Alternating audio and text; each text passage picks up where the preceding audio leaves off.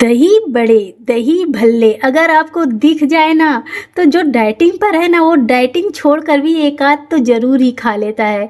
इतनी ये tasty recipe ही होती है। लेकिन आज मैं आपके साथ ऐसी रेसिपी शेयर करने जा रही हूँ जिसे खाकर आपकी डाइटिंग पर तो कोई असर नहीं पड़ेगा, क्योंकि आज की रेसिपी जीरो ऑयल रेसिपी है। बिना ऑयल के आज हम दही बड़े बनाएंगे। इसमें हम बिल्कुल भी ऑयल यूज नहीं करेंगे तो भी बहुत ज़्यादा सॉफ्ट, स्पॉन्जी और टेस्टी दही बड़े बनकर रेडी होंगे। तो चलिए बिना देर किए रेसिपी को स्टार्ट करते हैं। लेकिन उससे पहले आपसे रिक्वेस्ट है, आपने अभी तक मेरे चैनल को सब्सक्राइब नहीं किया तो प्लीज़ सब्सक्राइब कर लीजिएगा। अगर फेसबुक से देख रहे हो तो मेरे पेज को फॉलो कर लीजिएगा। तो यहाँ पर मैंने रात को भिगो कर रख दिया था उड़द की दाल। ये छिलके वाली दाल थी, इसे मैंने अच्छी तरह से धोकर साफ कर लिया है। ये 400 ग्राम दाल है। तो इससे पहले हमें पीस लेना है। तो पीसेंगे तो मैं इसे हाफ हाफ कर कर पीसूँगी, एक बार में सारा नहीं पीसूँगी। तो देखिए हाफ मैंने ले लिया है। तो इसमें 1 चम्मच दही, खट्टी दही ऐड करेंगे और जो हाफ है उसमें भी बाद में मैं 1 चम्मच दही डालकर ही पीसूँगी।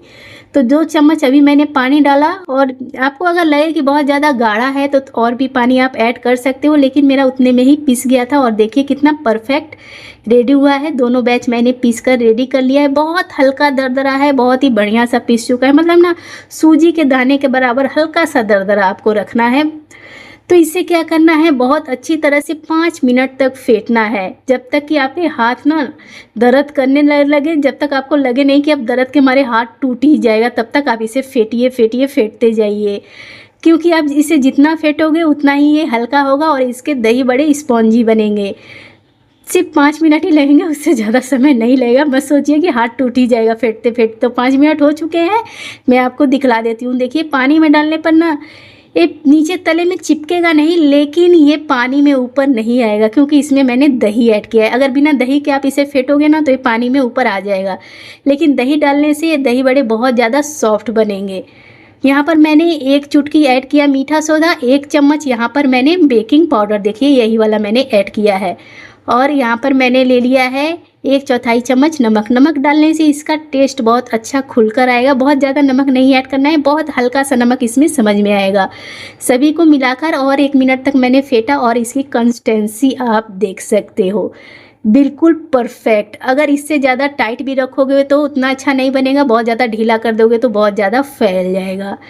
तो यहाँ पर मैंने पानी को उबलने के लिए रख दिया था। अभी मैंने थोड़ा फ्लेम को लो कर दिया है, क्योंकि जो भाप है ना बहुत ज़्यादा हाथ पर आएगा तो दही बड़े डालने में परेशानी होगी। तो देखिए मैंने छलनी के ऊपर से एक पतला सा कपड़ा भिगो कर रखा है। सूखा कपड़ा नहीं रखना है, इसे भिगो लेना है और हर तरफ से इकट्ठा कर लेना। अगर आप गैस पर ऐसे फैला कर रख दोगे तो कहीं कपड़े में आग ना लग जाए, तो इसे आप ध्यान से इकट्ठा कर लीजिएगा, नहीं तो छोटा कपड़ा छलनी के अंदर ही डाल दीजिएगा।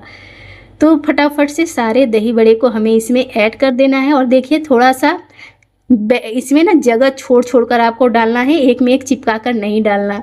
और आप देखिएगा ये जब बनेगा ना तो इसमें कहीं से भी जगह नहीं बचेगी।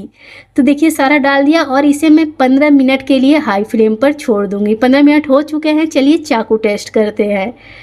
बिल्कुल चाकू देखिए क्लीन आ रहा है, तो हमारा बिल्कुल ये परफेक्ट रेडी हो चुका है। इसे फटाफट से हम बाहर निकालेंगे और यहाँ पर मैं आपको दिखलाती हूँ। देखिए अभी ये बहुत ज़्यादा गर्म है, तो इसे मैं छलनी से पहले निकाल लेती हूँ।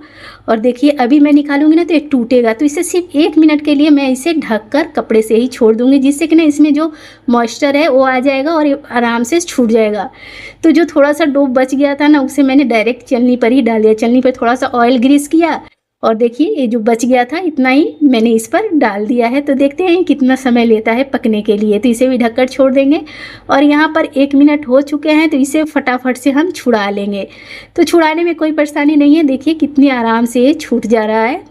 गरम रहेगा बहुत ज़्यादा ना तो उस टाइम मत छुड़ाइएगा, हाथ भी जलेगा, टूट भी जाएगा। सिर्फ 1 मिनट के लिए मैंने छोड़ा है, अभी भी गर्म है, मत सोचिए कि ठंडा हो गया है। तो सारे को हम फटाफट से छुड़ा लेंगे और इकट्ठा कर लेंगे बाउल में। तो मैं आपको एक दिखा भी देती हूँ कि मतलब ये कितना स्पॉन्जी हुआ है। आप देखिए नज़दीक से, बहुत ही बढ़िया स्पॉन्जी बनकर ये रेडी हुआ है, आप देख सकते हो। तो चलिए इसे फटाफट से कर देते हैं बाउल में। और कपड़े में देखिए बहुत हल्का हल्का सा लगा है। तो यहाँ पर मैं अब ले रही हूँ 1/2 लीटर वार्म वाटर। यानी कि गुनगुना पानी। इसमें ऐड करेंगे 1/4 चम्मच हींग और इसे अच्छी तरह से मिक्स करेंगे। क्या बात है ना, दही बड़े की और दही की, मतलब ये जो बड़े हैं उड़द दाल के और दही की आपस में बिल्कुल भी नहीं बनती। अगर इसमें आप हींग का पानी नहीं दोगे ना तो आपके पेट में जाकर ये लड़ाई करेंगे और पेट में हो जाएगी गड़बड़ी। तो हींग डालने से ना जाकर समझौता करवा देगा, तो आपका पेट ठंडा रहेगा, शांत रहेगा। तो ज़रूर हींग के पानी में इसे डुबो दीजिए।